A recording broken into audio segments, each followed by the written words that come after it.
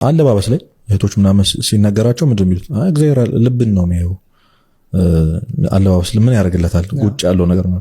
እግዚአብሔር አንተ እሱን ለመፈለግ ምን ያህል ስቴፕ እንደምመጣ ማወቅ ይፈልጋል።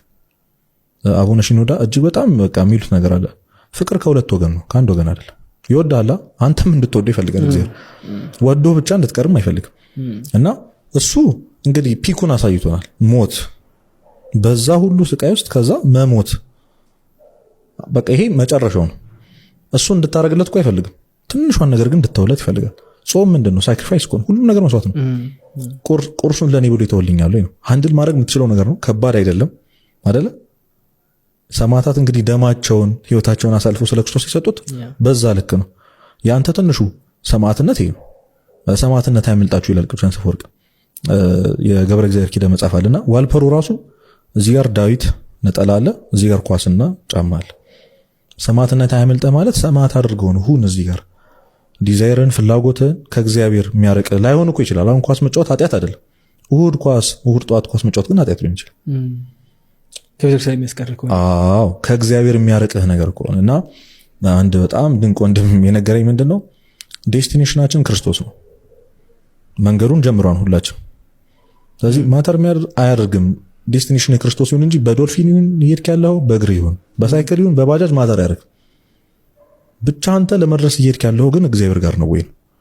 እና እነዚህ ስርዓቶች፣ ሁኔታዎች በቃ የሚነገረን እንዲያታርጉ የሚባሉት ነገሮች እግዚአብሔር ጋር ማተር የሚያደርግ ነገር ነው ሆኖ ሳይሆን አንተ ለእግዚአብሔር ብለህ የምትራመዳት አንድ ስቴፕ ስለሆነች እሱ ማየት ስለሚፈልግ ነው። ያቺን ቤት የተኘች እግዚአብሔር ማግኘት ይችላል። አዎ ማግኘት እኮ ትችላለህ። ግን ተነስተህ ማትሄደው ለምንድን ነው? ለሞተልህ አምላክ አንተ ከብዶ ነው።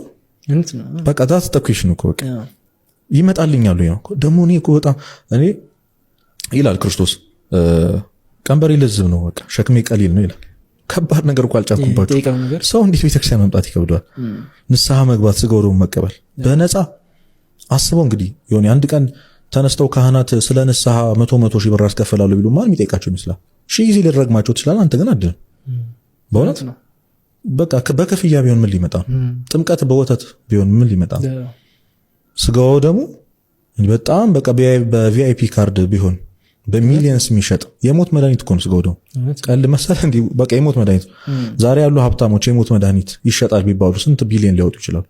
ስታስቡ ያደርጉታል አይደል? ሞት የዘላለማዊ መድኃኒት የሆነው ስጋው ደግሞ በነፃ ለዛውም አመቱ ሙሉ በየቀኑ ብሉኝ ጠጡኝ እያለ ይፈታል። እና የሆነ ቀን የምናጣበት ቀን ይመጣል።